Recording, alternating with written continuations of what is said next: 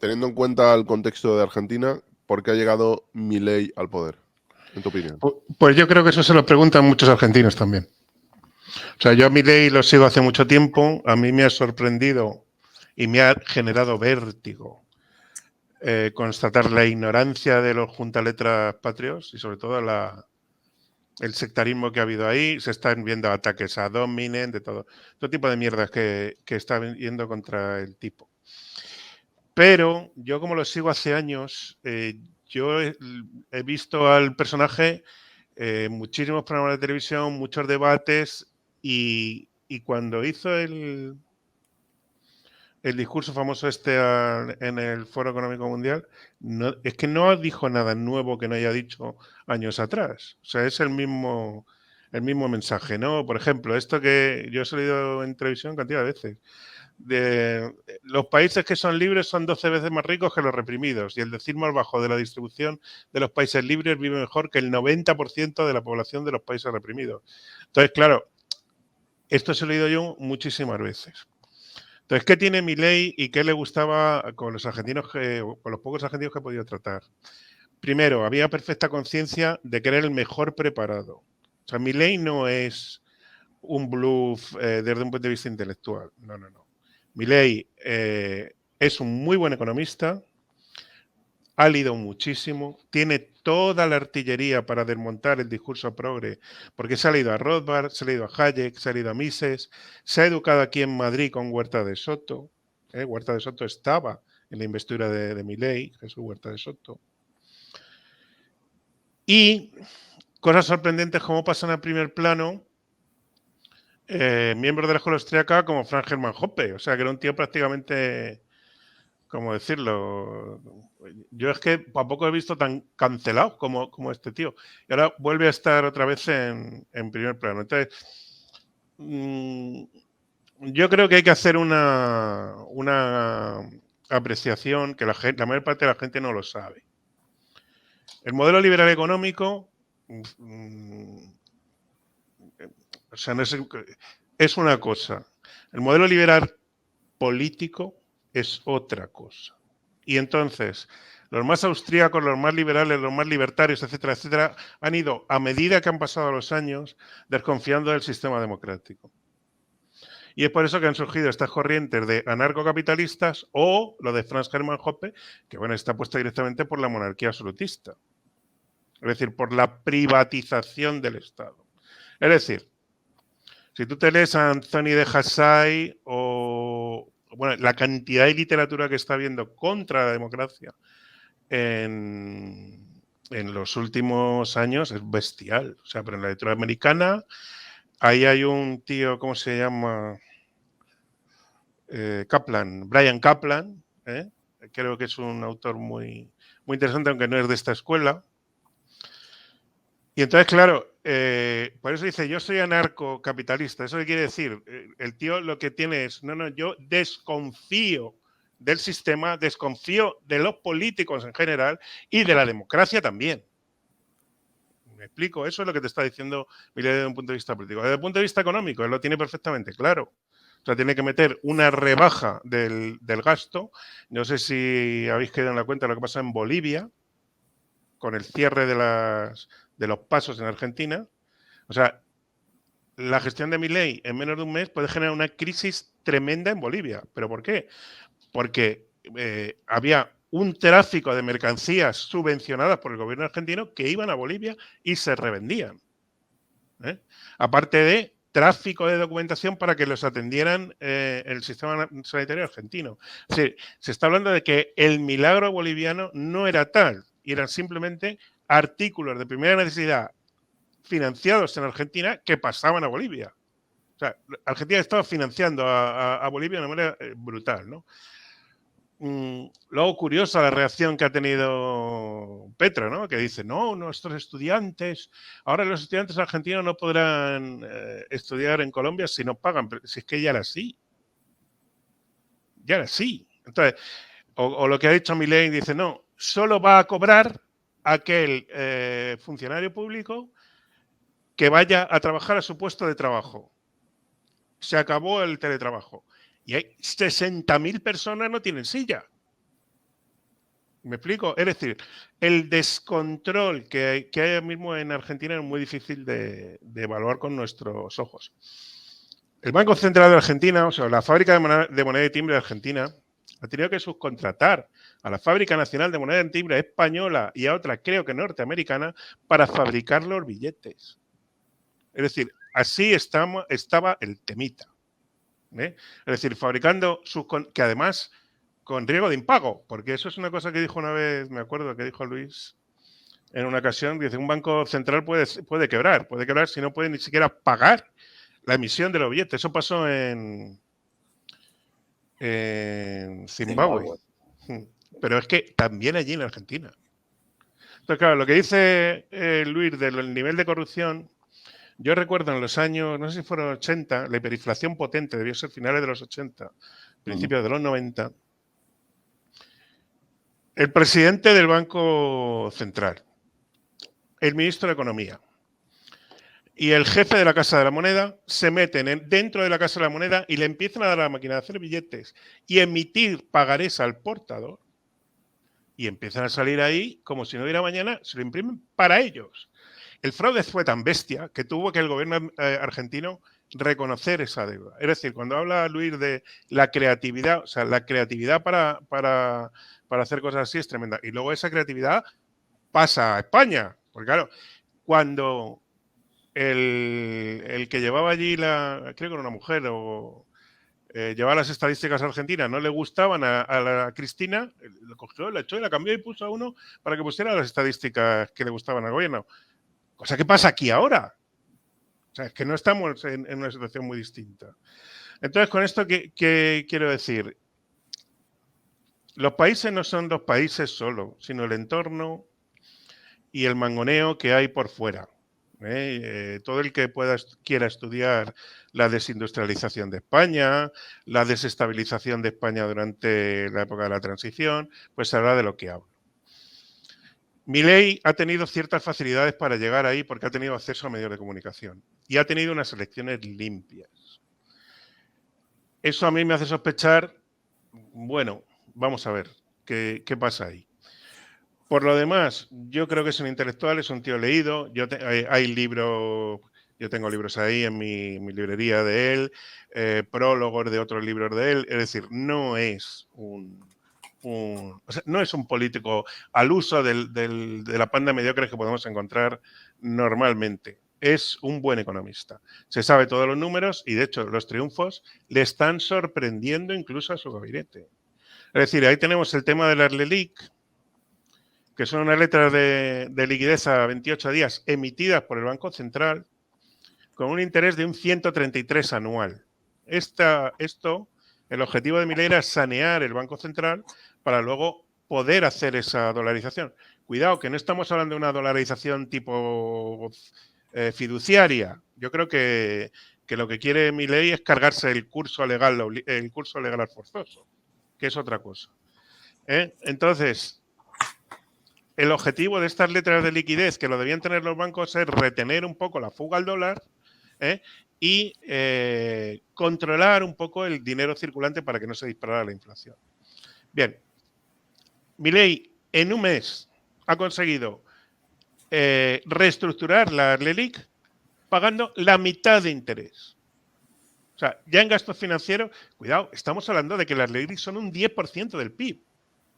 O sea, no estamos hablando de un duro ni dos duros, es una pasada de dinero. Bueno, pues eso ya es un punto a su favor. Entonces estamos hablando, ¿cuánto puede suponer en términos de PIB el cierre de las fronteras bolivianas? Pues a lo mejor es 1,5 puntos. ¿Cuánto puede suponer esto en términos de PIB de los servicios de deuda del tema de la LELIC? Pues no lo sé, pero en un mes a mí me parece que el trabajo está siendo impresionante. Luego, aparte, hay que tener en cuenta que, bueno, Milei bebe de Huerta de Soto, bebe de historia económica buena, por así llamarlo. Y él sabe que las reformas tienen que ser rápidas, inmediatas y nada de gradualistas. Y aquí el ejemplo paradigmático que ya ponía Huerta de Soto es el ejemplo de Ludwig Erhard. Ludwig Erhard que era el encargado económico de la Alemania ocupada, y en cuanto tuvo oportunidad hizo decreto único, quedan completamente eliminados todos los controles de precios. Y se echaron encima de él las autoridades de ocupación diciendo que si estaba loco, y él dijo, sí, a mí me dicen también que estoy loco. Al día siguiente aparecieron en el mercado cosas que nadie imaginaba, de todo tipo. Y a partir de ahí se acabó el control de precios. Eso es lo que está pasando en cierta medida en Argentina. La liberación y la derogación de toda la normativa de los alquileres ha hecho que se duplique la oferta de alquileres en Buenos Aires y que baje el precio. Que están bajando los precios de frutas, de carne, bajando precios. Luego hay que tener en cuenta una cosa. Pues es bastante austriaco. Entonces, el punto de vista austriaco, aparte del individualismo metodológico y todo esto, es el concepto temporal. Tú metes un manguerazo de liquidez en el sistema y el sistema tarda en digerirlo un tiempo. ¿De acuerdo? Con lo cual, el que emite la moneda y gasta según esa moneda es emitida, tiene un poder adquisitivo, pero cuando eso pasa un tiempo, el poder adquisitivo se va licuando y el último que paga el pato, pues a lo mejor un pensionista o un trabajador cuando le suben el sueldo. ¿De acuerdo? Entonces, él sabe perfectamente los niveles de inflación y tiene unas estimaciones. Mi opinión es que creo que están mejor incluso que sus propias estimaciones. Pero los niveles de inflación van a tardar todavía un año en estabilizarse. ¿Qué va a hacer? Pues una bajada drástica del gasto. Y yo creo que se están dando pasos para cargarse el curso legal forzoso. Es decir, ahora mismo un alquiler lo puedes negociar en dólares en Argentina, por ejemplo. En cuanto el gobierno admita el pago de impuestos en dólares, ya olvídate. Ahí tienes la dolarización prácticamente hecha. ¿Me explico? Pero no estamos hablando de una moneda fiduciaria, de que un peso tiene un equivalente porque hay una reserva. No. Sino cargarse el curso legal forzoso.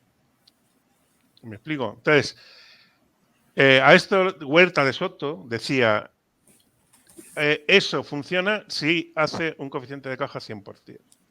Y probablemente tenga razón. ¿De acuerdo? Es decir, yo me cargo el curso legal forzoso, pero obligo a tener un coeficiente de caja 100% en dólares en las cuentas. Pero bueno, esto ya son detalles. Luis, si te parece, ha apuntado algo Antonio que a mí me ha llamado la atención. Y es que a mí me da la sensación de que, aparte de a Huerta de Soto, aparte de a Von Mises, etc., ha leído también a Jordan Peterson. Porque, bueno, estas son algunas frases contra la cultura woke de Milei. De hecho, ha sido muy criticado, le han llamado marichulo, machista, etc. Bueno, dice, los socialistas se vieron forzados a cambiar su agenda, dejaron atrás la lucha de clases basada en el sistema económico para reemplazarla por otros supuestos conflictos sociales igual de nocivos para la vida en comunidad y para el crecimiento económico. La primera de estas nuevas batallas fue la ruptura ridícula y antinatural entre el hombre y la mujer.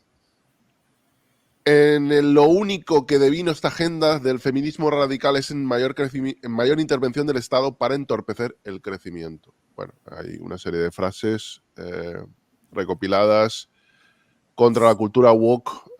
¿Qué opinas del pensamiento, digamos, social de Milei, Luis?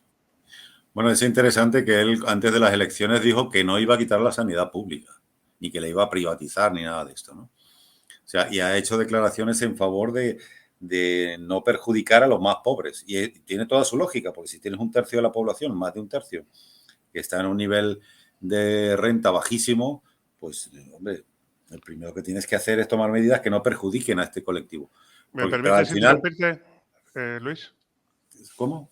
Que si me permites interrumpirte. Sí, adelante. Mira, había unos datos de pobreza ahí en el 2001, cuando entró Cristina, 28% de pobreza. Ahora 40%.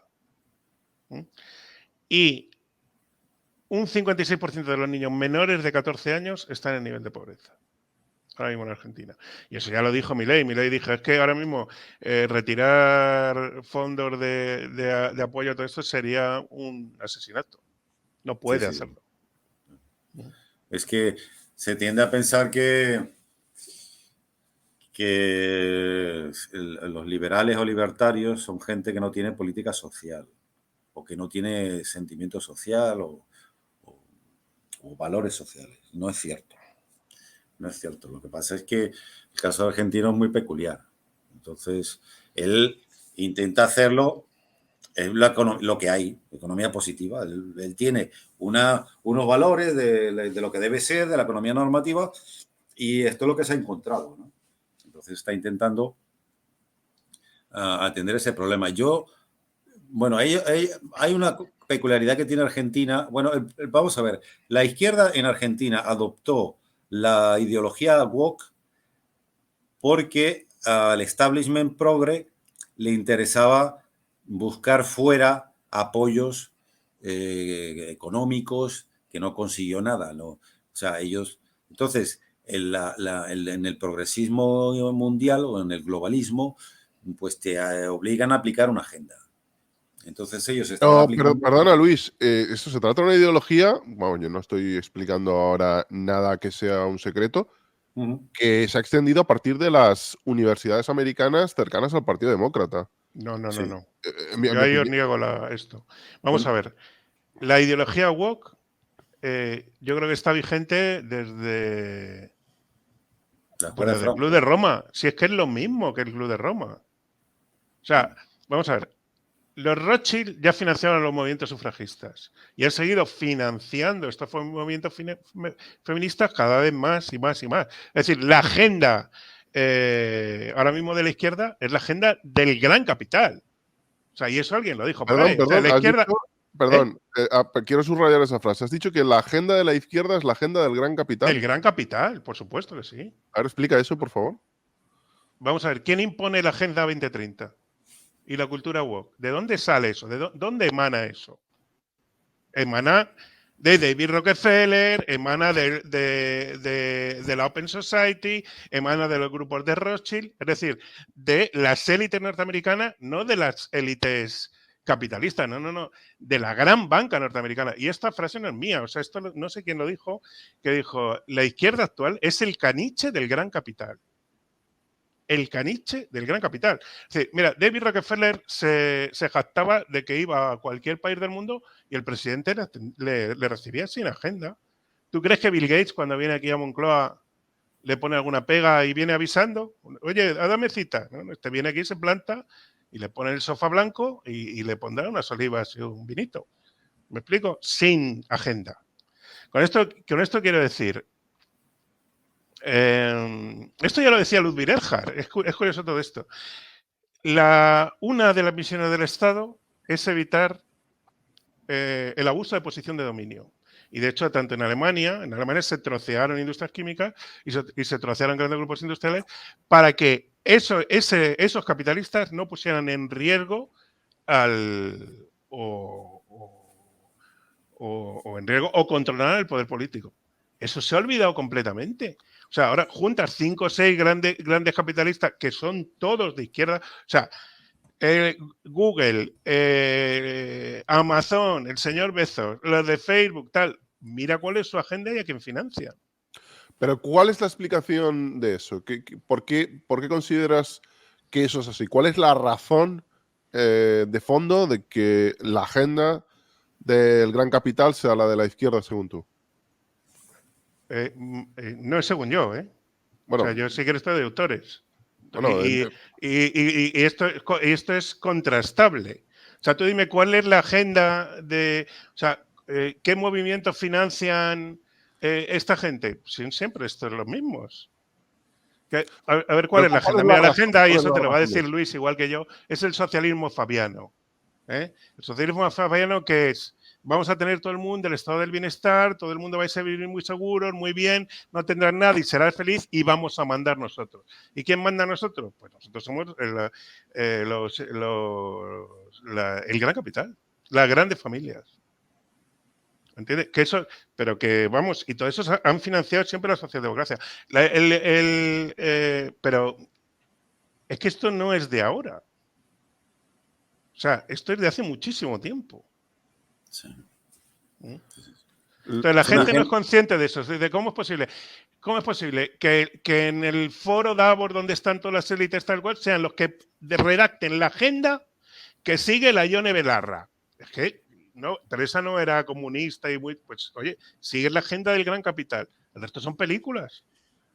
O Luis, sea, Sí, sí, bueno, el- el- el objetivo del globalismo es que gobierne una aristocracia socialista exacto. donde los votos no cuenten. Entonces, esto lo dijo Annie Besant en un libro que se llama El socialismo del futuro, lo escribió a principios del siglo XX. Ella fue una de las fundadoras de la Sociedad Fabiana y a los globalistas lo que no quieren es que les controle nadie. Entonces, hay dos, el ciudadano normal es un peligro que tenga la capacidad política de cambiar la política. Entonces, ellos diseñan mecanismos para que el ciudadano normal no pueda cambiar la política. Por ejemplo, el sistema electoral español, que es el mismo de Argentina y de casi toda Latinoamérica. Y luego hay otro gran adversario de los globalistas, que son las naciones. Entonces, claro, cuando hay algunas naciones que se rebelan contra esto, como por ejemplo Hungría, Polonia, la República Checa, la República Eslovaca, o sea, pero claro, esto es porque vienen del comunismo y ya esto ya los conocen, ya conocen lo que es que te controlen desde fuera.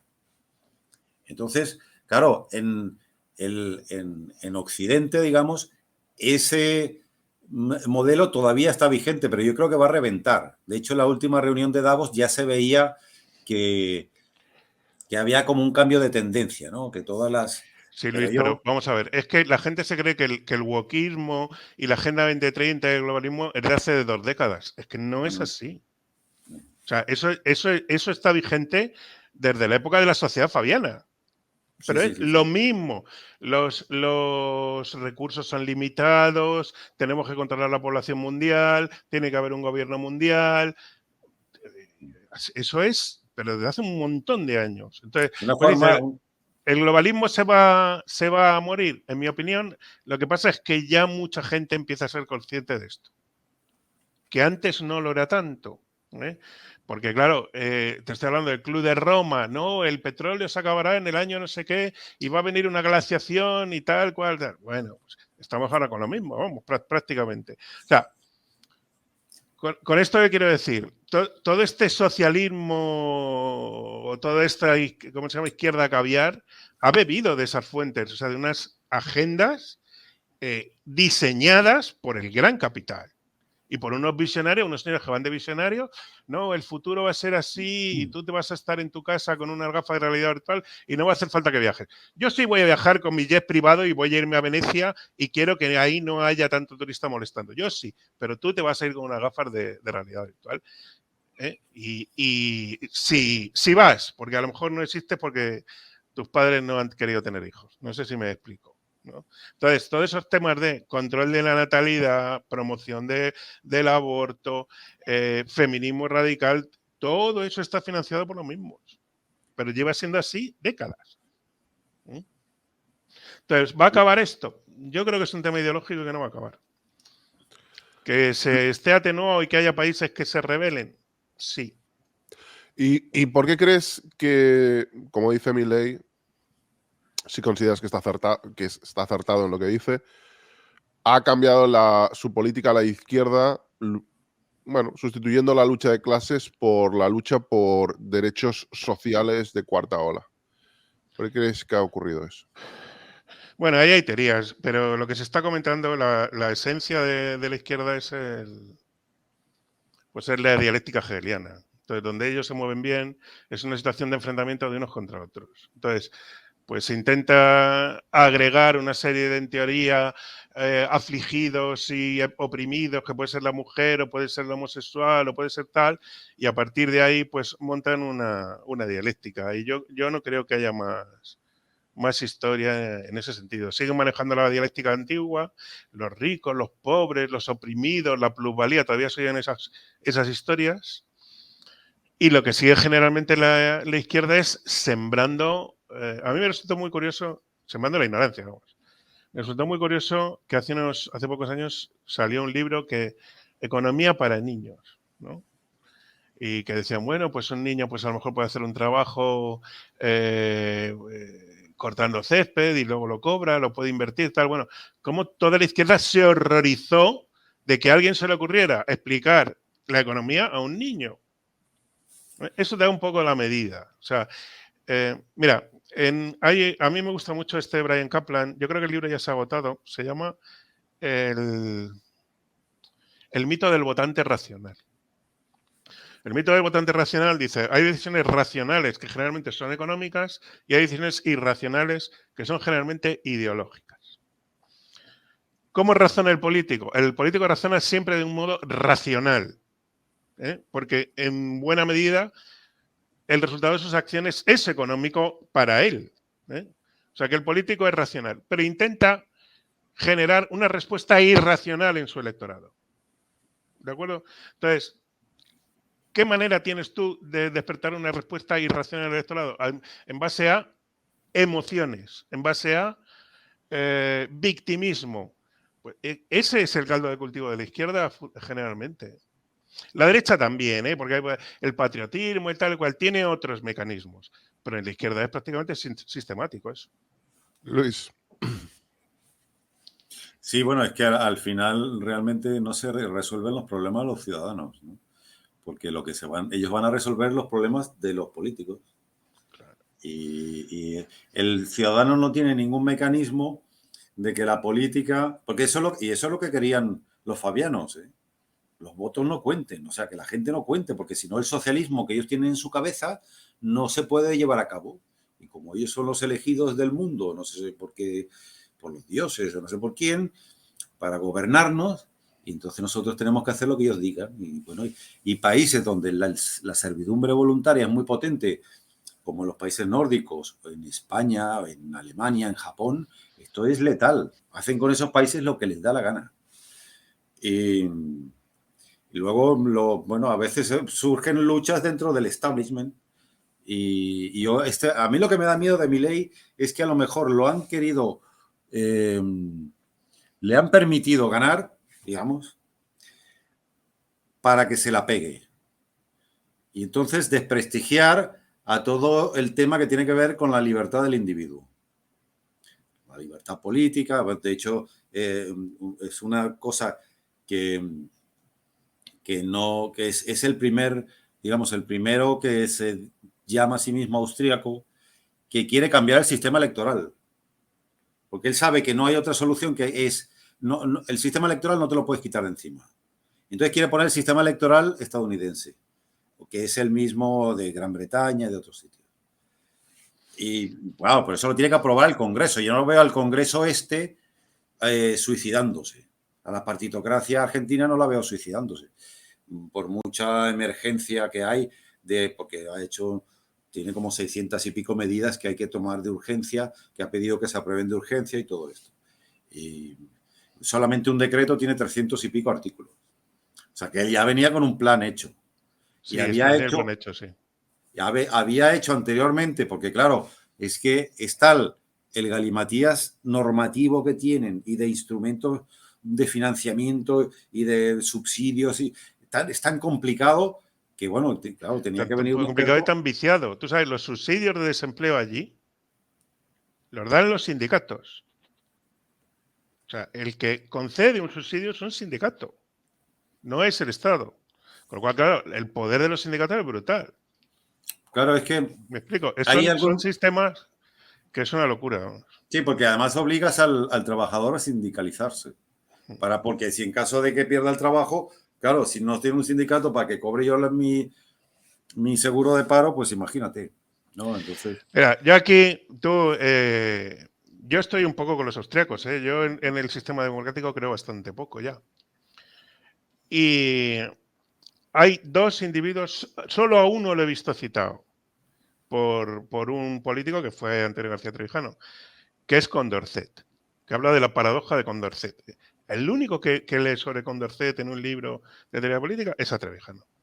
Y otro es Kenneth Arrow. O sea, Kenneth Arrow, premio Nobel, que más o menos demuestra que en toda elección en el que haya más de 2 elegidos, al haber unas relaciones transitivas, el resultado de esa elección nunca satisface la voluntad de la mayoría, y que de hecho el sistema electoral es un problema irresoluble, pues un tío que está completamente olvidado.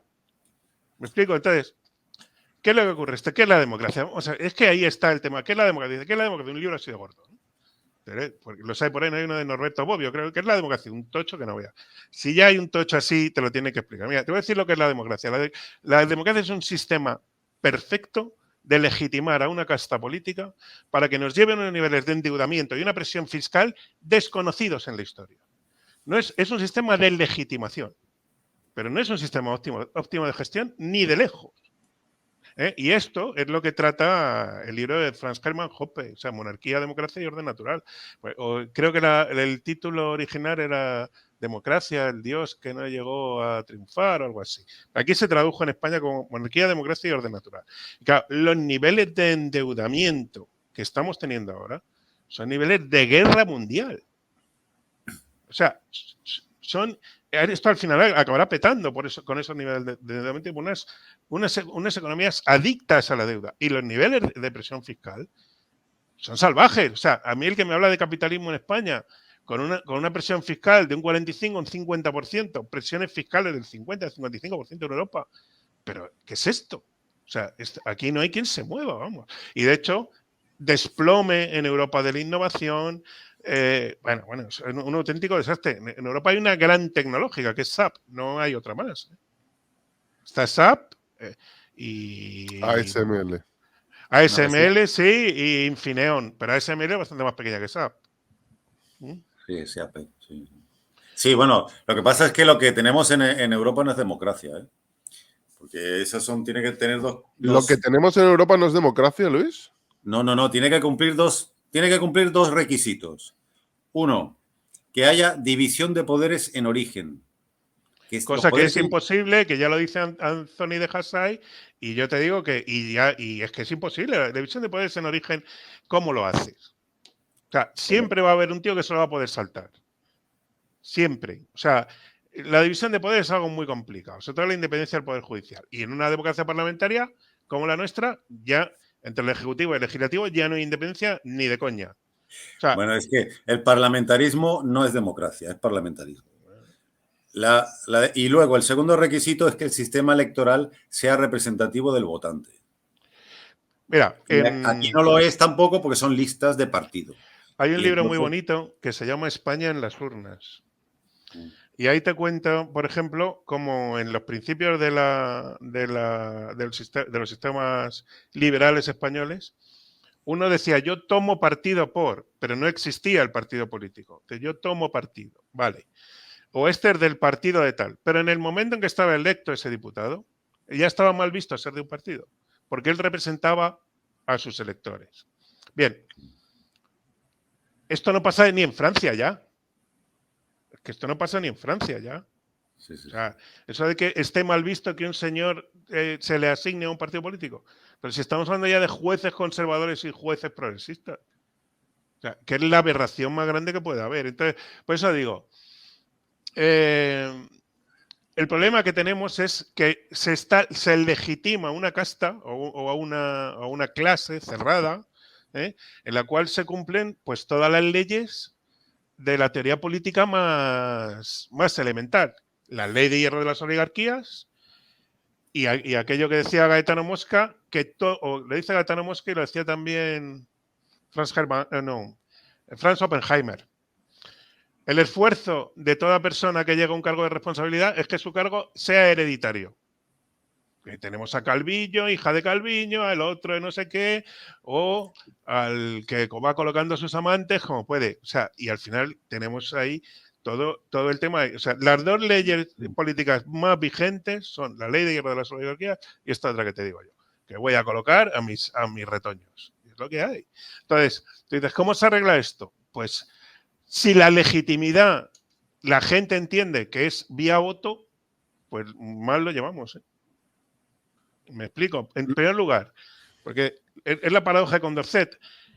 un ayuntamiento, en cuanto hay 3 o 4 grupos parlamentarios, es un desmadre. O sea, mira el Ayuntamiento de Barcelona.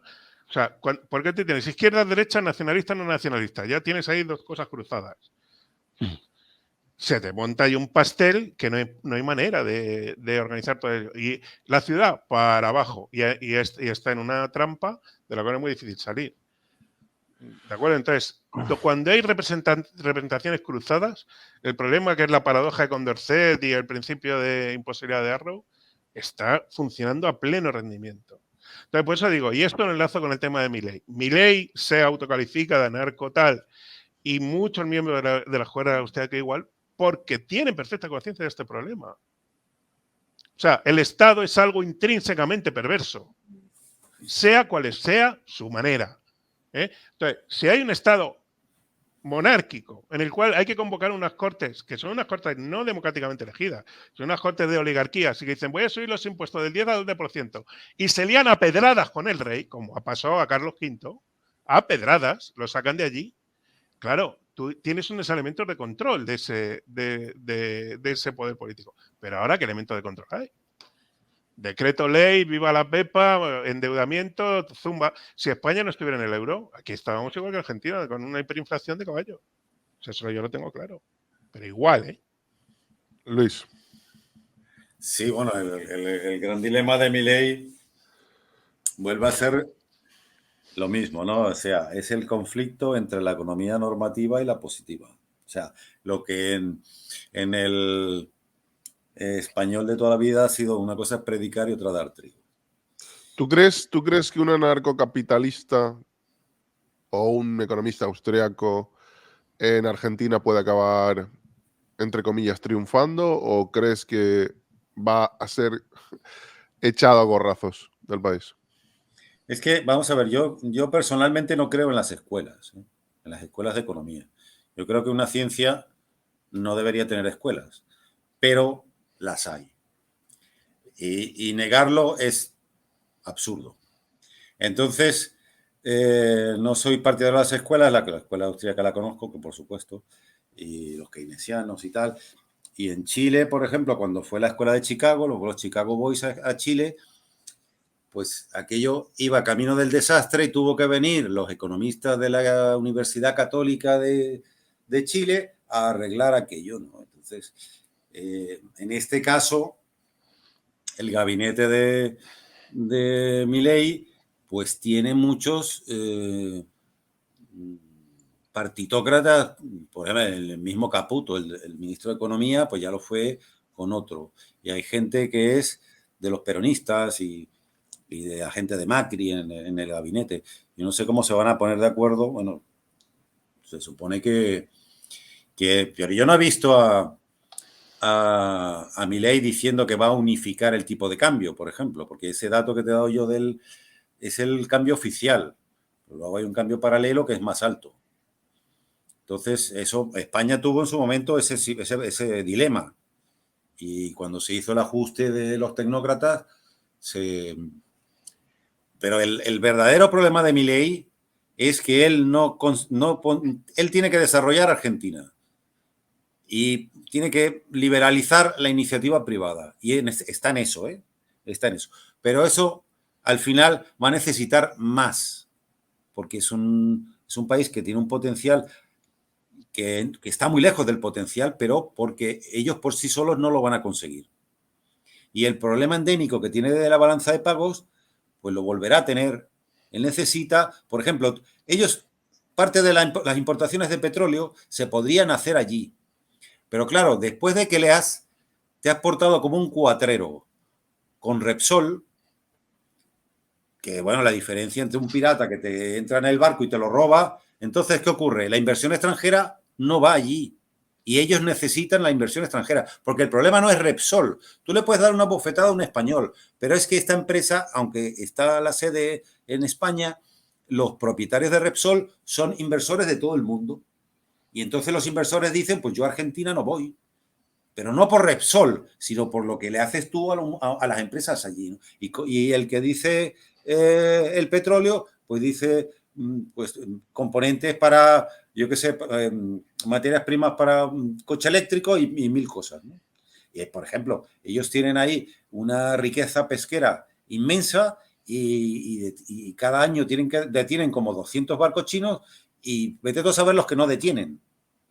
Pero claro, como tienen una insuficiencia fiscal estructural, porque la economía no crece como debería crecer, pues bueno, pues no pueden financiar ese tipo de cosas que es cuidar su mar territorial. Y así podríamos estar, pues bueno, sacando un tema y otro de desarrollo básico. Aparte que el problema de las manufacturas, por ejemplo, que lo hemos visto, que solo exportan materias primas agrícolas, básicamente, ese problema ya lo intentó resolver Raúl Prebisch en los años 60, un tío de la CEPAL junto con otro, que era el problema, él decía, el problema endémico de América Latina es este, no sé qué y tal, y siempre han estado intentando hacer cosas para desarrollar la industria y no lo consiguen, porque bueno, pero no lo consiguen para mí por la forma de gobierno que tienen, por la partitocracia que tienen. La Eso es lo misma que te puedo decir. pregunta, Antonio. ¿Crees que Milei va a acabar colgado de una farola o va a triunfar? Yo creo que va a triunfar. Yo creo que va a triunfar por lo siguiente. El mercado, cuando tú dejas a la fuerza del mercado actuar, es mucho más rápido de lo que puede inicialmente pensar. Entonces, Milei tiene el problema que ha dicho Luis. El proceso de acumulación de capital es muy lento. Es decir,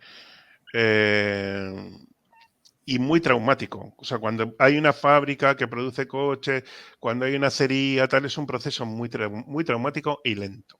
Entonces, para que haya una infraestructura mínimamente y un desarrollo industrial en Argentina, necesita o un apoyo externo o mucho tiempo.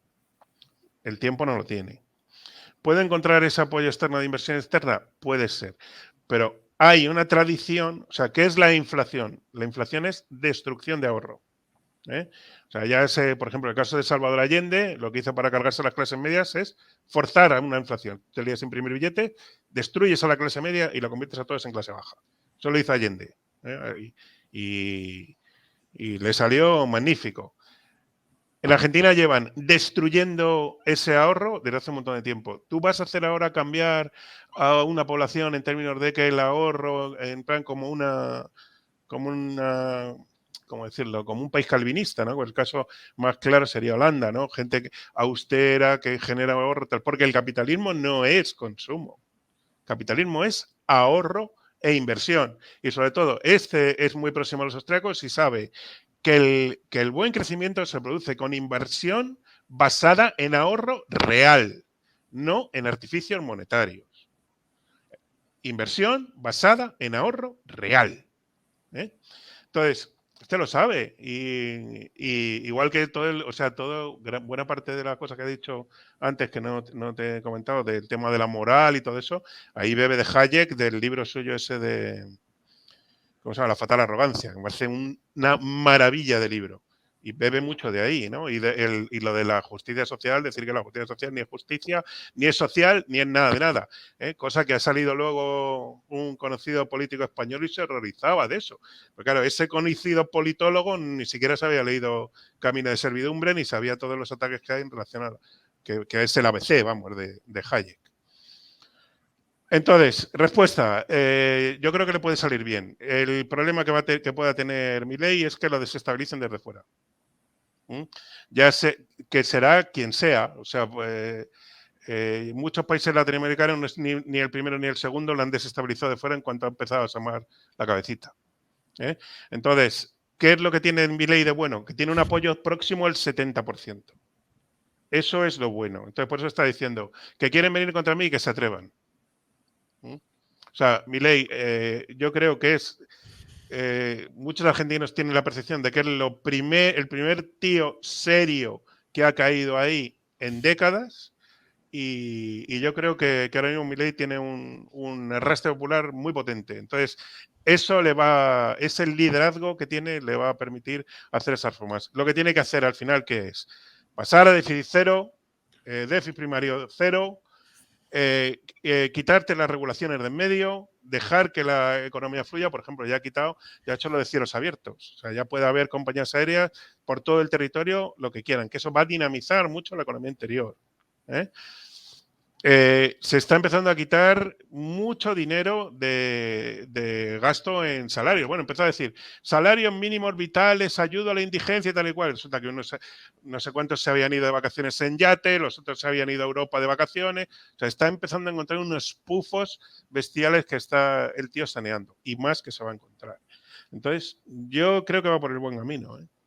Porque tiene apoyo popular, tiene... Argentina siempre ha sido un país con una formación media bastante buena.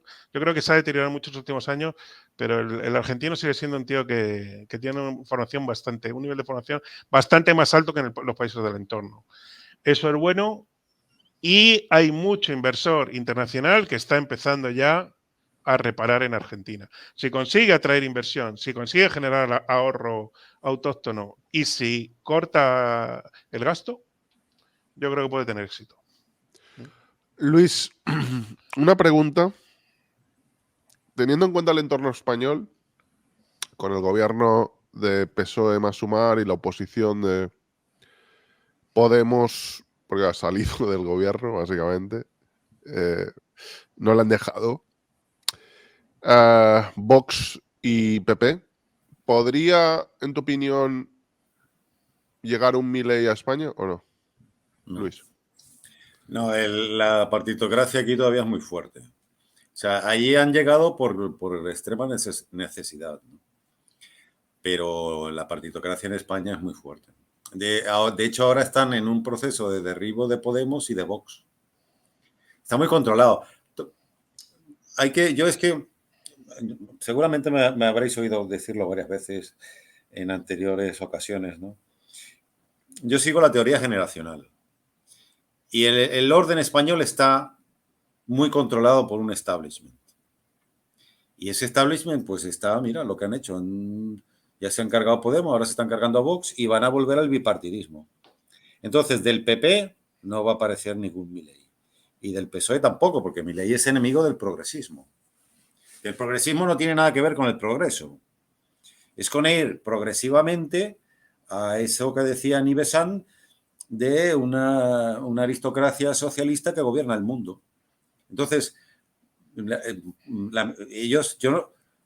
la izquierda es la piel de cordero de los progresistas. Ellos dicen que son de izquierda, pero no lo son. O sea, son realmente ellos lo que les interesa colocarse en institutos, en organismos internacionales globalistas, ya sé, incluso si hace falta en la OTAN.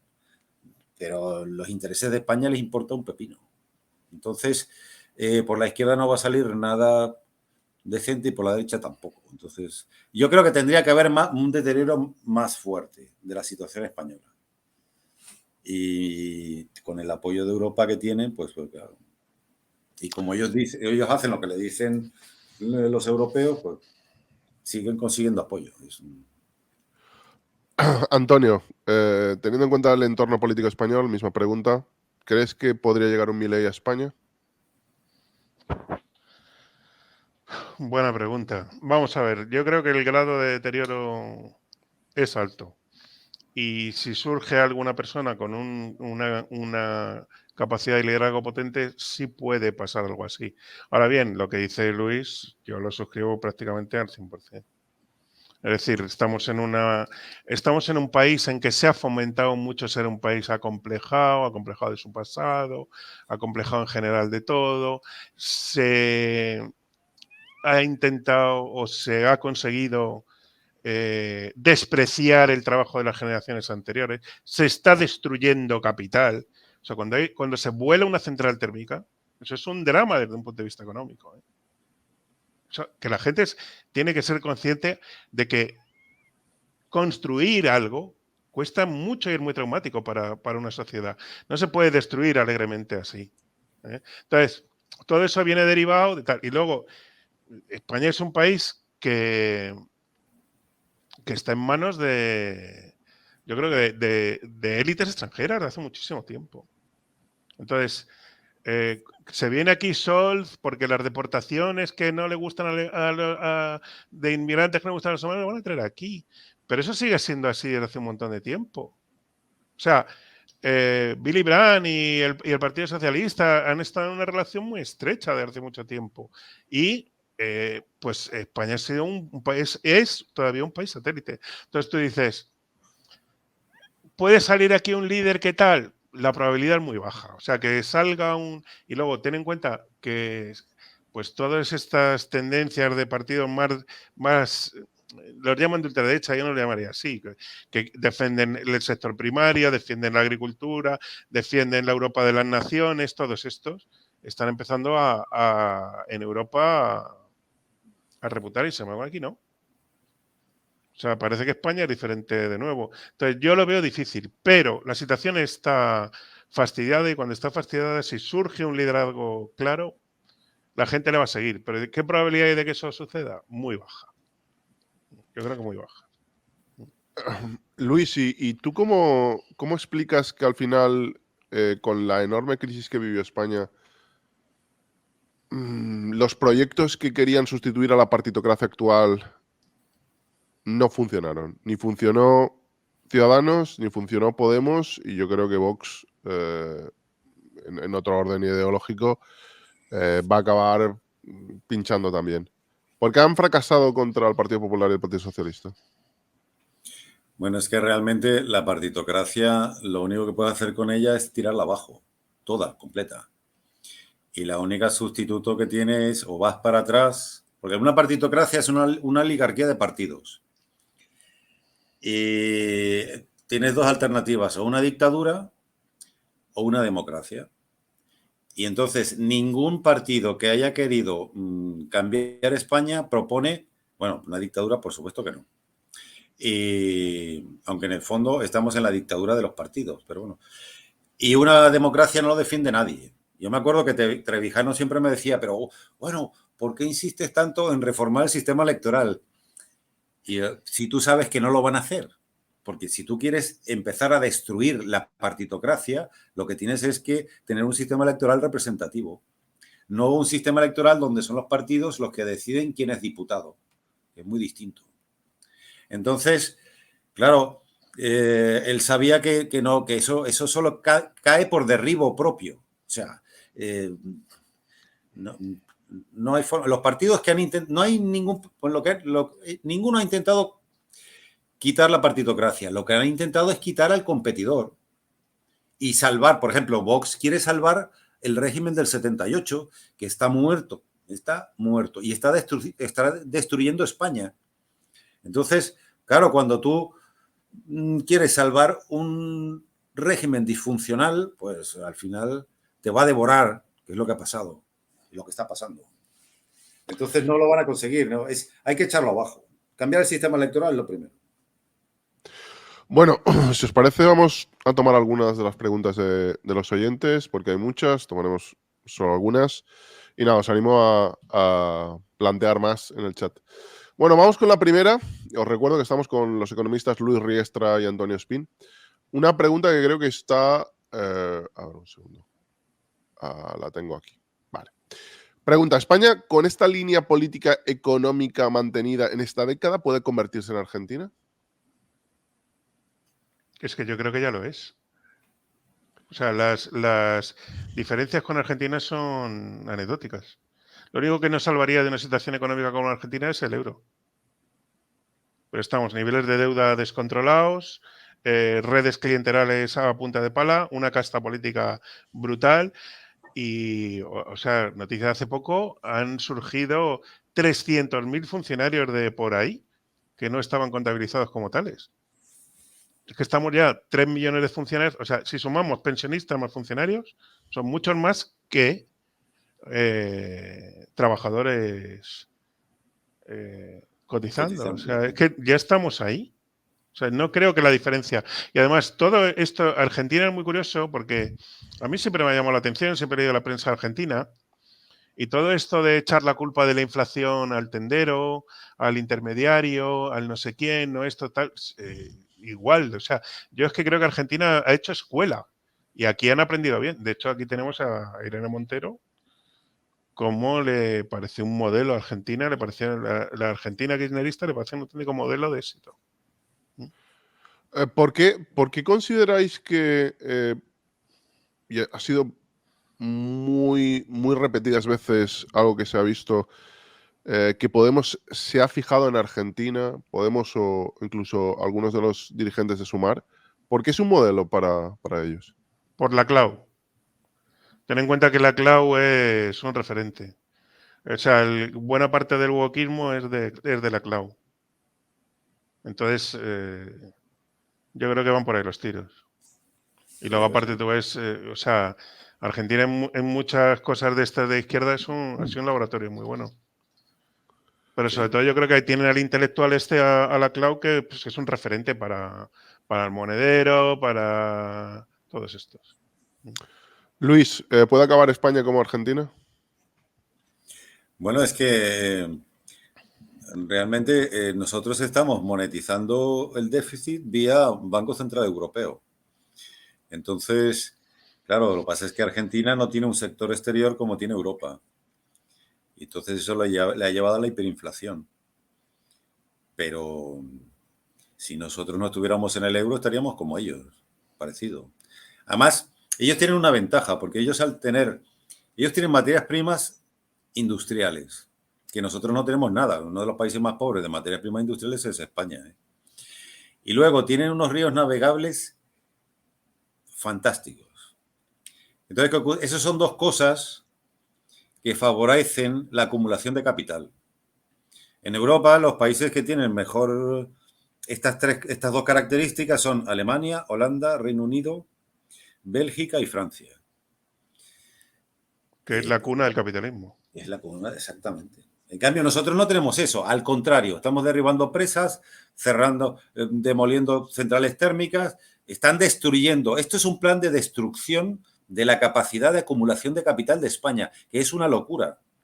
Y luego, no digamos nada lo que se hizo con las cajas, porque una de las formas que, como decía Antonio, que es poco a poco, si no tienes ayuda externa, poco a poco con el ahorro interno, se crearon las cajas de ahorro hace, no sé, 200 años y tal, y se fue creando, ahí había una zona de acumulación de capital, estaba ahí un capital, y luego lo han destruido, bueno. Y ahora como ya destruyeron eso, ¿qué nos queda? Pues bueno, vamos a acabar la generación de energía. Bueno, hay un poco de uranio, por ejemplo.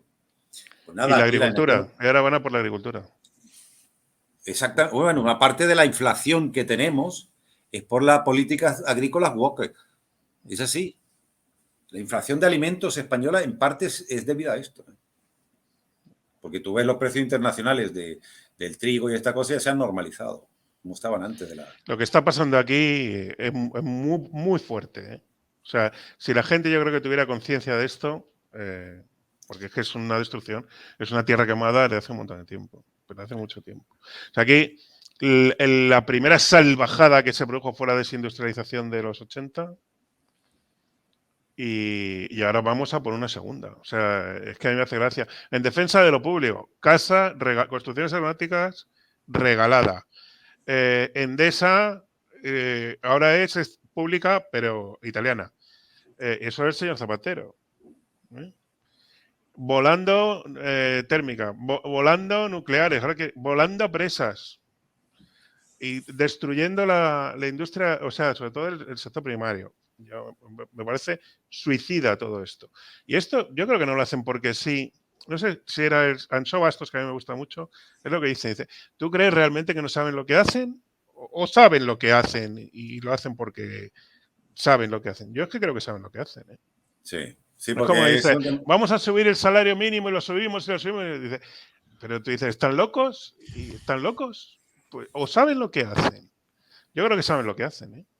Están destruyendo las pymes. Claro, están destruyendo las pymes y la agricultura, porque Claro. con subiendo el SMI a los jornaleros los lamina. O sea, y yo creo que saben lo que hacen. Si os parece, vamos a la siguiente pregunta. La voy a amalgamar porque la ha planteado similar 3 o 4 oyentes. La crisis del 2008. ¿España no se ha recuperado de esa crisis? Y si no lo ha hecho, ¿por qué? No, yo creo que sí se ha recuperado. Pero lo que pasa es que ha habido un cambio estructural. Y entonces pasamos de tener un 10% de déficit en la cuenta corriente a tener un pequeño superávit de un 1%. Y entonces, claro, el aumento de las exportaciones, yo es que desde 2010 empecé a escribir artículos a favor animando a los empresarios a exportar y que se busquen negocios fuera. Y ahora cuando uno ve cómo se está destruyendo el país, con más razón, o sea, porque el mercado interno lo están destruyendo, la producción y el mercado interno lo están destruyendo por dos lados. Y ha habido un cambio estructural. Lo que pasa es que, claro, vivir de la exportación es una cosa muy dura. Y tener una ilusión temporal con una burbuja inmobiliaria, pues sí, te lo pasas muy bien 5 o 7 años. Así no se acumula capital y se crece. Destruir, por ejemplo, Argentina necesita, entre otras cosas, un sistema bancario que funcione bien para que se canalice bien el ahorro y la inversión. Ahí tiene trabajo Milei que no veas. Y aquí, ¿qué hemos hecho? Hemos montado un oligopolio que además pone mal los tipos de interés de los préstamos, entonces luego no le paga a los ahorradores, se desincentiva el ahorro, que además ya viene desincentivado por muchos lados. O sea, yo creo que para lo que nos están haciendo, estamos haciendo algo meritorio. Antonio, ¿nos hemos recuperado de la crisis de 2008? No, bueno, vamos a ver. La crisis del 2008 es una crisis de expansión de crédito, es una crisis de modelo austriaco pura. Entonces, ¿nos hemos recuperado? Es que hay que tener en cuenta, 2008 estaba Zapatero ahí, que vendió el oro, regaló construcciones aeronáuticas, todas esas cosas que he contado. Es que luego viene Rajoy. Rajoy lo único que hace es subir impuestos para intentar equilibrar el déficit público. Y hay una anécdota muy curiosa. En el año 2013, creo recordar, hay un comité de expertos que diseña una reforma integral del sistema fiscal. La ven los analistas, la ven fiscalistas, dicen, si se hace la reforma que dice este informe, vamos a estar a un nivel muy bueno y a la cabeza de Europa en términos de impuestos, ¿no? De estructura impositiva. No se hizo nada. Nada de nada. Y eso fue Rajoy. Y luego ha venido el señor Sánchez, el doctor en economía. Yo no sé dónde le darían el título. Es una tómbola. Porque, vamos, lo único que ha hecho este señor es permanecer ahí e intentar tapar vías de agua y la casa sin barrer, vamos. Entonces, independientemente de todo esto, estamos teniendo muy probablemente la peor gestión en los últimos probablemente 3 siglos, incluyendo la de Fernando VII, ¿eh? O sea, no eran tan irresponsables en tiempo de Fernando VII. Cuidado. Y lo digo con conocimiento de causa, ¿eh? O sea, esto es la hostia. El desmadre que está habiendo aquí, pero demencial, o sea, destrucción de capital, destrucción de industria, hiperregulación, presión fiscal brutal, y el que quiera que se lea el informe del CEP de presión fiscal, eso yo lo he sacado en Twitter alguna vez, informe del CEP de la presión fiscal a la empresa en España, o sea, en Europa, informe armonizado. España tiene la segunda presión fiscal a la empresa más alta de Europa después de Francia. La segunda, pero ¿quién va a venir aquí a invertir nada? Y cuidado, y eso estoy hablando de que los últimos datos eran a lo mejor del 19 o por ahí, ahora estará peor. Peor. Todo esto con unos costes laborales de caballo. Vamos al desastre. Y luego maquillaje de cuentas y tal. O sea, estamos argentinizados totalmente. Vamos con la siguiente pregunta. En Argentina, los muertos por acción de las fuerzas públicas desde que llegó Milei ya van por medio centenar. ¿Acabará Argentina en una dictadura mileyista, Luis? No creo, yo creo que antes sale Milei. Él para la segunda vuelta tuvo que pactar con la partitocracia argentina. Y prueba de ella es que su gabinete hay gente de ambos partidos. Y que ya habían sido ministros y todo esto. Entonces, yo creo que antes sale él, lo echan, le montan un quilombo, como dicen ellos, y lo echan. No creo que llegue una dictadura militar, además. Es que poco ejército tiene ya Argentina. No creo. No creo. ¿Qué dirías a esta pregunta, Antonio? ¿Puede acabar Argentina en una dictadura mileyista? A mí no me consta que haya habido 50 muertos. No me consta, ¿eh? Y después, dictadura y tal, no. Pero, ¿sabes? Si Milei lo que está diciendo es que lo que hay es que respetar los acuerdos entre las personas y la libertad de cada uno, no creo que vayan por ahí los tiros. O sea, lo que hay es mucha propaganda de gente que está en la mamandurria y que ve mucho peligro de que este señor triunfe y se acabe el chollo. Porque además todo esto puede extenderse como un reguero de polvo por toda América y por toda Europa. O sea, es muy, muy, muy curioso cómo el fenómeno Milei en unos pocos meses ha calado en muchísima gente. Y Milei está diciendo: os están robando, los políticos son unos chorizos, esto es una vergüenza, hay que cortar este robo. Y es lo que está diciendo. Entonces, tiene un mensaje muy potente. Y lo que digo, el argumentario se lo sabe muy bien y sabe dar donde duele a los zurdos, como él dice. Y para contrarrestarlo utilizarán todo tipo de maniobras sucias. Pero vamos, no creo que tenga él vocación de nada de esto. Siguiente pregunta, como se ha repetido también como la segunda, la voy a amalgamar. Básicamente se están preguntando que el socialismo está en decadencia, está sustituido por el capitalismo y que no están de acuerdo con lo que estáis comentando de la crítica a la cultura woke, etcétera. El socialismo está en decadencia, la socialdemocracia está en decadencia. ¿Creéis que la socialdemocracia está en decadencia? Sí, o sea, la socialdemocracia es es el orden actual. Y el orden, eso cada 100 años cambia el orden. El orden anterior era liberal, imperial, colonial, en fin, todo el mundo tenía su imperio, por lo menos en Europa, ¿no? Estados Unidos incluso tenía una especie de colonia en Hawái, en Alaska.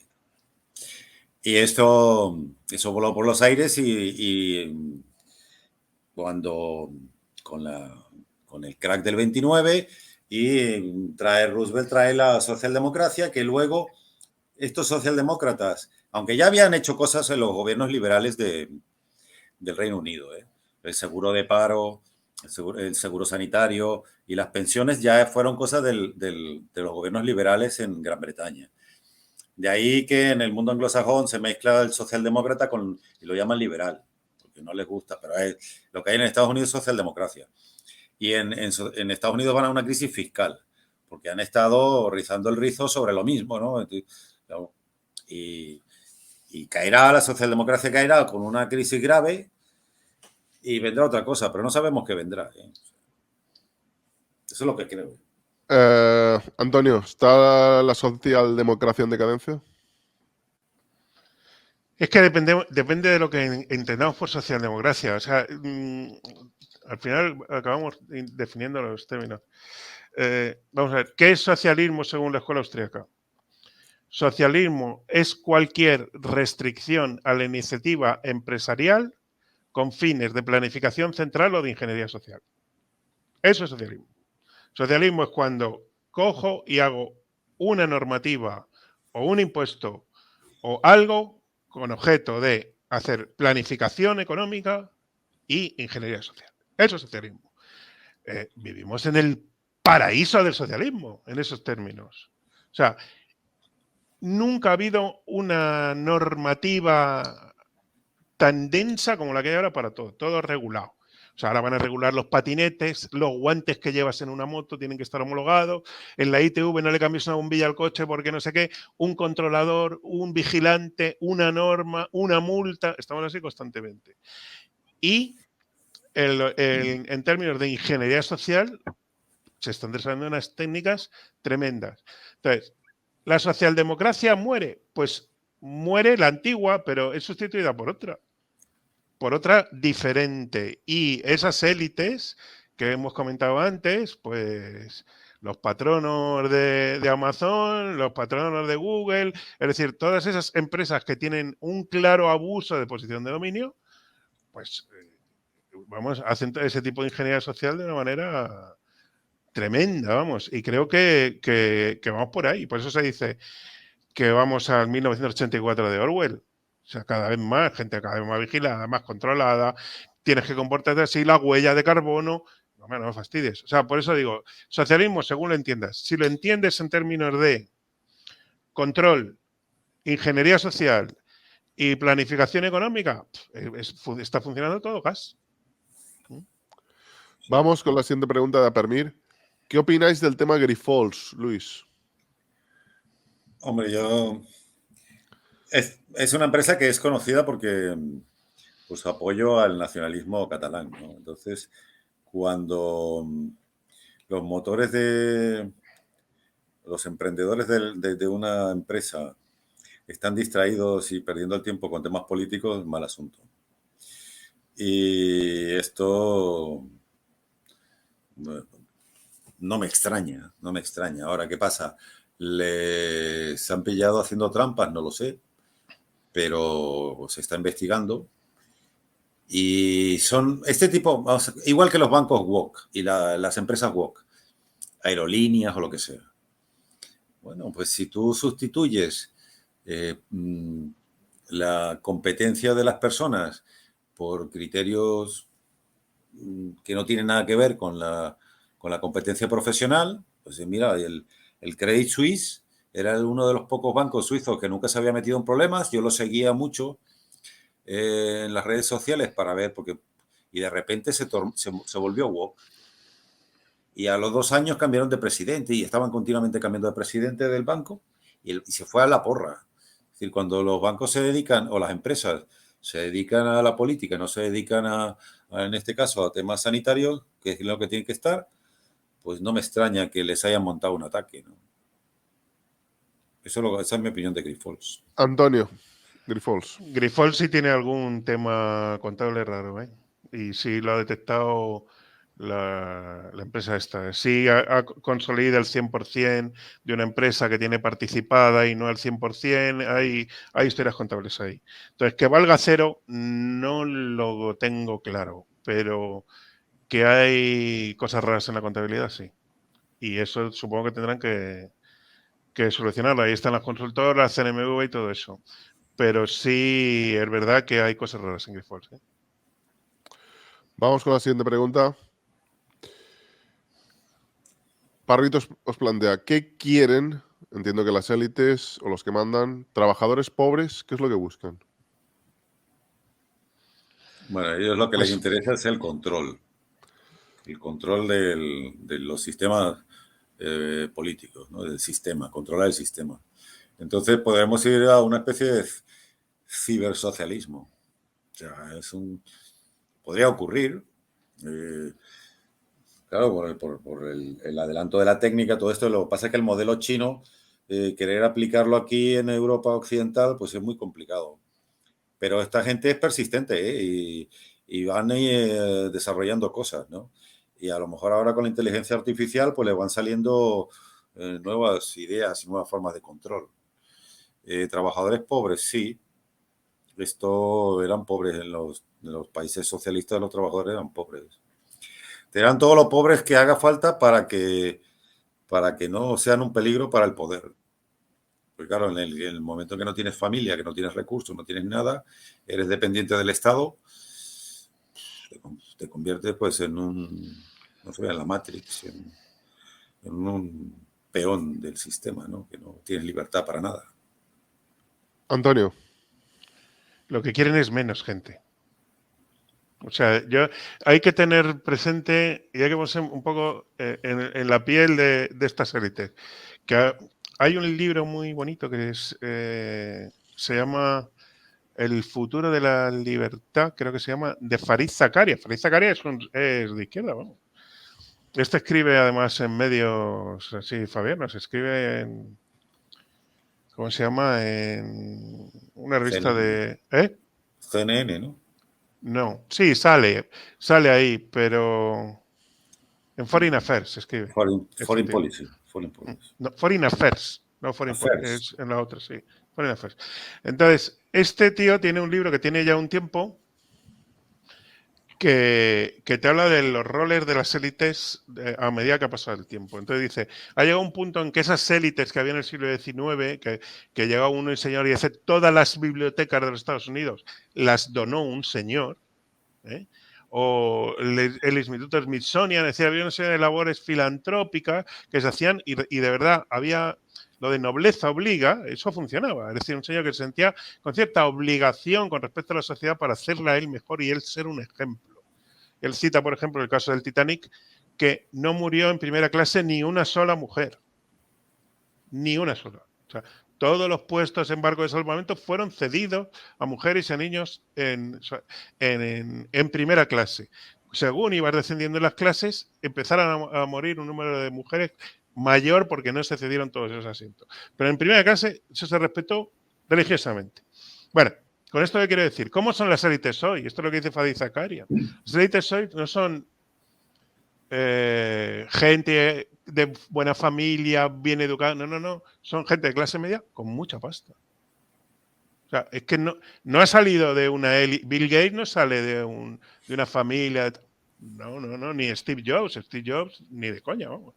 Entonces son gente de clase media que ha llegado a tener mucha pasta.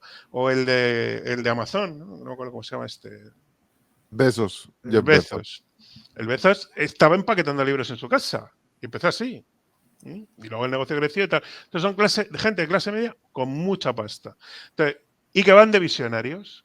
No, el futuro va a ser tal, va a ser cual, y están pensando ya en la inteligencia artificial, en la fabricación no va a hacer falta gente, tal y cual.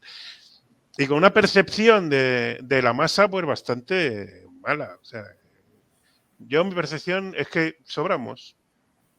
O sea, no es que pobre, tal y cual. Le preocupa más la ecología, el paisaje, que donde vayan de vacaciones no haya gente, que Venecia esté limpio, que quieran ir al Louvre y haya 5 o 6, no haya mucha gente. Eso. Y te los lees y es eso, ¿eh? O sea, no creas que estoy exagerando. Te los lees a ellos y van por ahí los tiros. Entonces, la pobreza y tal, es que les da igual. Vamos con la siguiente pregunta de Valteresa. ¿Modelo Islandia para salir de la crisis o Grecia con reestructuración de deuda? En España. Claro, entiendo que pregunta Valteresa sobre qué modelo debería seguir España para salir de la crisis. Vamos a ver, yo parto de una base. O sea, cualquier estudiante de economía medianamente normal te hace un plan para salir de la crisis. Es muy simple. Es tremendamente sencillo. O sea, ya salió, no me acuerdo cómo se llama, el Instituto de Estudios Económicos. ¿sabes? O sea, es que hay 65.000 millones de euros de gasto superfluo en España. Solo cortando ese gasto superfluo, sin cambiar nada estructuralmente, estaríamos con un déficit estructural que no existiría. Tienes que mejorar. Mira, todo está escrito. O sea, el problema es que tú te pones a leer, a estudiar y está todo escrito. ¿Qué tienes que hacer para que funcionen las administraciones? Que compitan entre ellas. Es así de simple. Eso lo han dicho teóricos ya en Estados Unidos. ¿Qué tienes que hacer?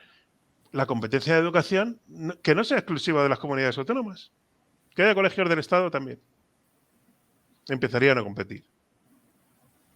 ¿Me explico? Reformas de ese tipo.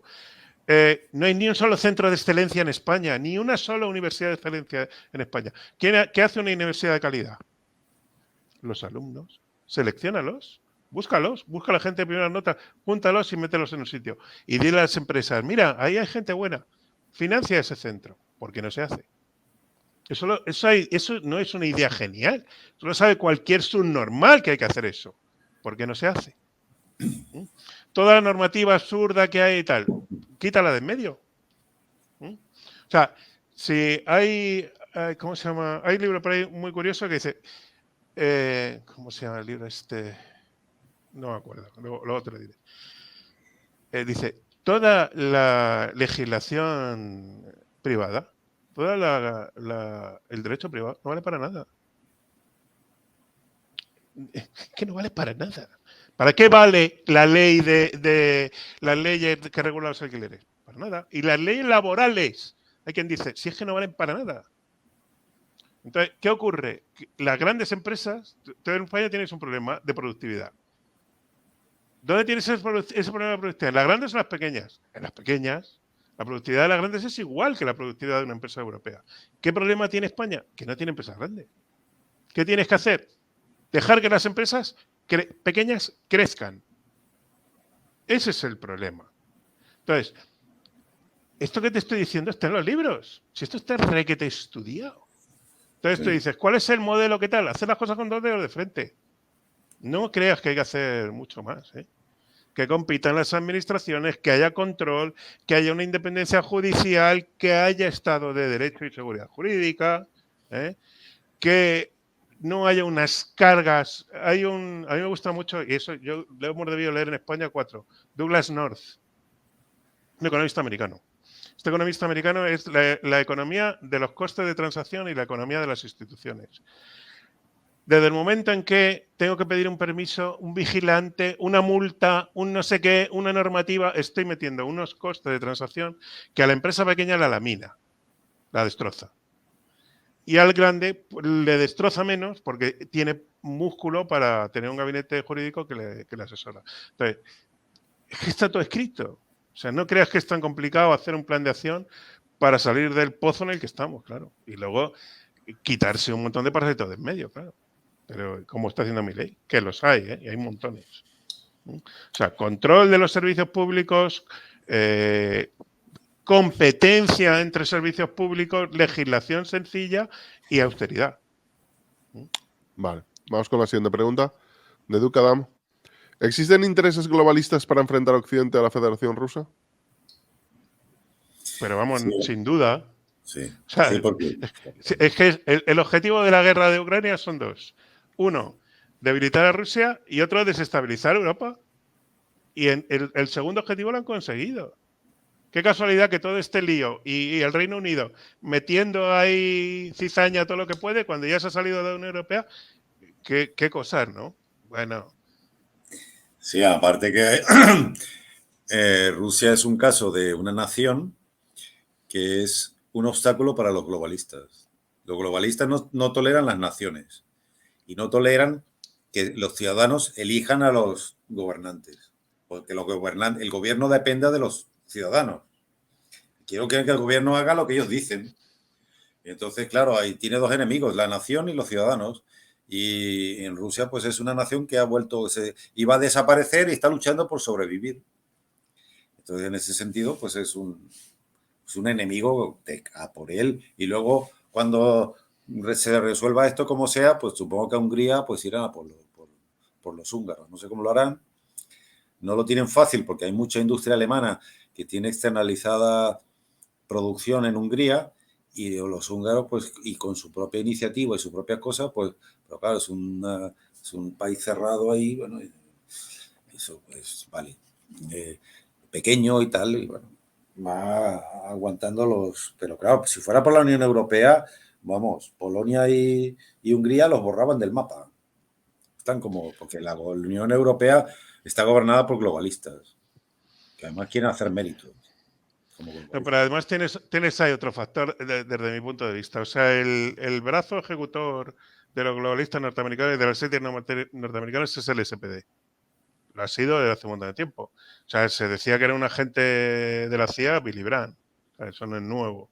Y qué casualidad que eso sucede y que Biden, delante del tío este, dice el oleoducto del Nord Stream 2 no va a funcionar nunca y el otro se lo come. Yo aquí creo que he hecho un libro Oscar Lafontaine. En cualquier caso hay una entrevista por ahí, está en alemán, de Oscar Lafontaine diciendo hay que echar a los alemanes, a los norteamericanos de Alemania, Alemania tiene que salir de la OTAN, Alemania tiene que buscar su propio lugar dentro de la Unión Europea y olvidarse de todo esto, y lo que nos están llevando es a la desindustrialización y a la pobreza. Eso está diciendo Oscar Lafontaine. No estamos hablando de AFD, sino de un señor que fue secretario general del SPD. Y hay un libro en esos términos que está teniendo muchísimo éxito en Alemania. Y yo creo que este va a ser uno y esto es fundamentalmente, creo yo, la causa del hundimiento del SPD en las encuestas. A Lafontaine intentaron matarle. O sea, él era un verso suelto en el SPD que estaba intentando regenerarlo y... Bueno, sí estaba muy a la izquierda, pero si es socialdemócrata tiene que estar a la izquierda, donde quieres que esté. O sea, y intentaron matarle, ¿no? Lo acuchillaron o le cortaron el cuello de casualidad. Bueno, le cortaron el cuello, pero no sé, no lo mataron porque tuvo suerte el hombre.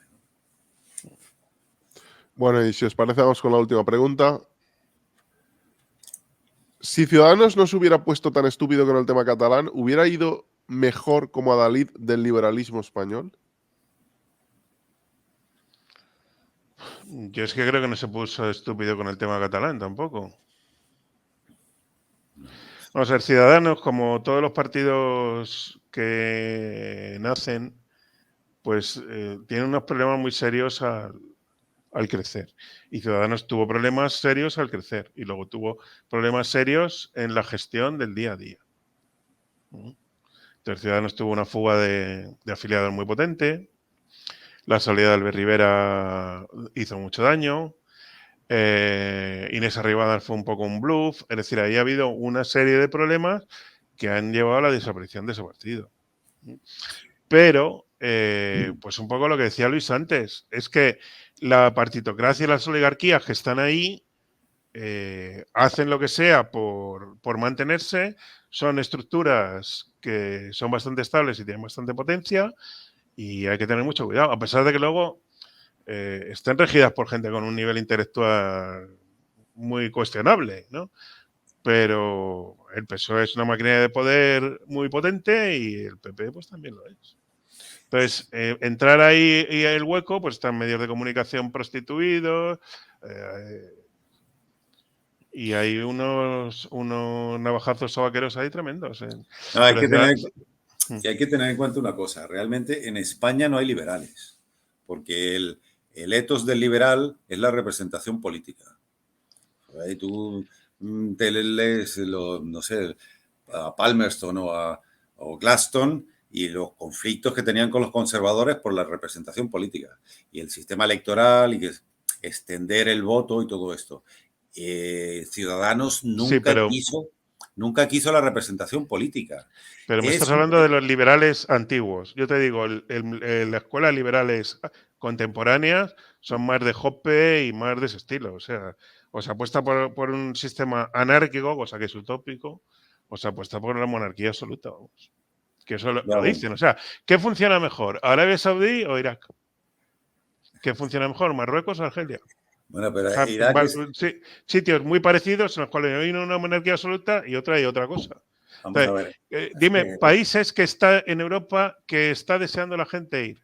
Andorra, Liechtenstein, Mónaco. Monarquías absolutas. ¿Y tú crees que en Andorra hay mucha demanda de representación política? No. Entonces, por eso te digo,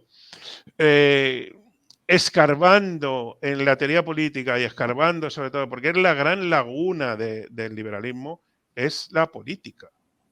Es el modelo político. En lo económico está claro, no hay fallos de mercado, eso es un camelo.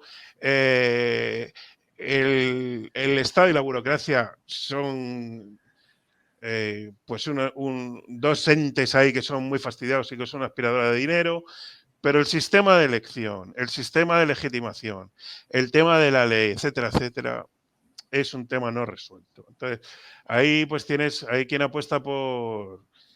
Bueno, y hay libros por ahí el tema de volver al derecho consuetudinario. De hecho, los países de derecho consuetudinario funcionan mejor.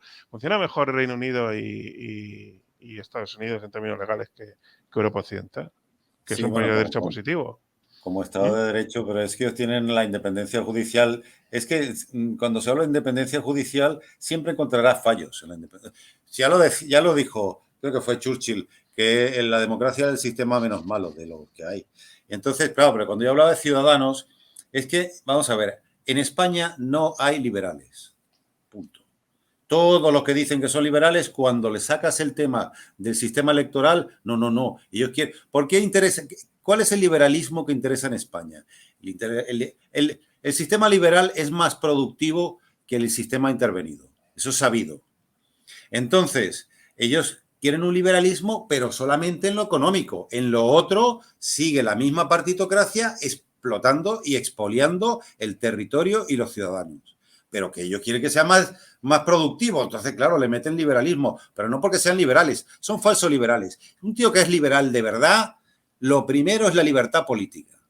Y si no hay libertad política, si tú no puedes elegir quién te gobierna, entonces no eres liberal.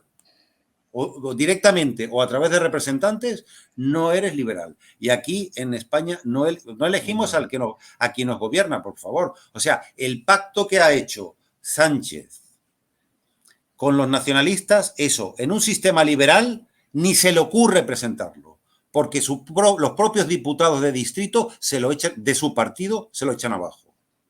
Por eso no quieren diputados de partido, de distrito, perdón, quieren diputados de partido, claro.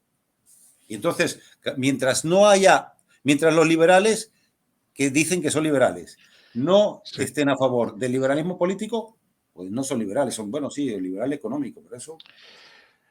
Pero vamos a ver, Luis, si yo no digo que un sistema como el francés, o sea, un sistema de distrito electoral con 2 vueltas, ¿vale? Igual que el francés, no sea una mejora. Pero Francia no es una bolsa de aceite, ni lo es los Estados Unidos, ni lo es el Reino Unido, que son los países más próximos a eso. Claro, entonces, pero vamos a ver, pero tú sabes muy bien que eso es porque el orden está podrido y vendrá otro orden. O sea, el orden... Luego, recuerda otra cosa, ¿cómo se llegó a la Quinta República? Bueno, porque bueno, ese es un fallo que tiene de origen el sistema político francés, porque ahí no hubo cortes constituyentes ni historia. Eso lo impulsó De Gaulle, porque De Gaulle estuvo durante toda la guerra rompiéndose la cabeza porque estos anglosajones de los narices lo hacen mejor que nosotros. Y llegó a la conclusión de que era el sistema proporcional de listas de la Tercera República. Vamos a ver, y luego de la Cuarta era un desastre. Es que de esto hay mucho escrito. O sea, en términos, por ejemplo, Farid Zakaria, que es el libro apuesta que dice, a medida que el sufragio se hace más universal, peor. Te lo dice él, pero le dice un tío socialdemócrata, te lo dice.